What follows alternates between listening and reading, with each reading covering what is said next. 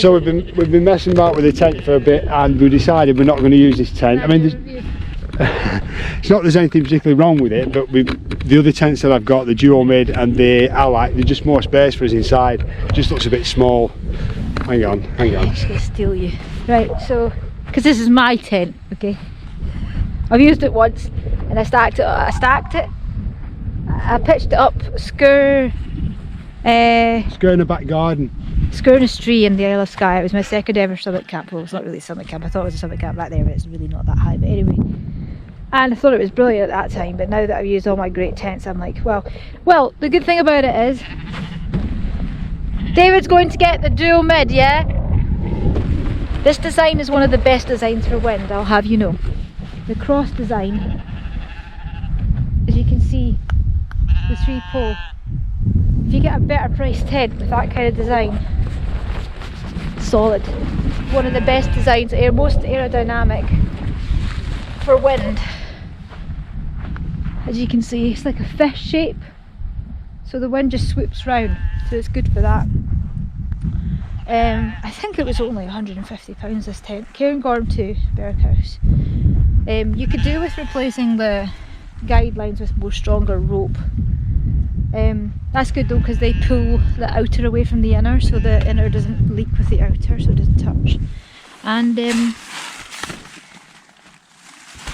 only thing I don't like now, since I've last used it, I've obviously used better tents, is it's just a one man really.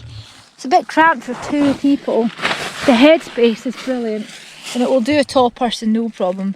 Brilliant headspace. As you can see, when you're in, you've got 2 side views, left and right. It's pretty nice. The only thing I've noticed here is because it's a 3 season, the outer fly's got a massive gap in and so the water might trickle down, which I don't quite like. But I mean, I tried to see if there was a way of fixing that, and there is a pulley, but it doesn't really do much. So cautious of that, guys. If you have this tent, just really put a bag around your bag in case it is going to rain. The inner will be dry, bone dry. It's well protected by the rain. You've got you can really get the outer far away from the inner. That's a good thing. Now, it's not much of it won't be a flappy tent. It'll be a really strong tent in that way of things.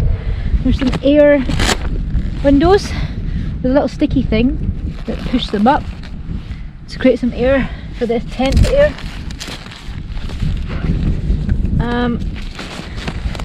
That's it really for this one. It's got 1, 2, 3, 4, 5, 6 peg-ins for the actual tent itself, and then 1, 2, 3, 4, 5, 6, 7, 8, 9 guidelines. So it can take some strong winds if it's pitched well.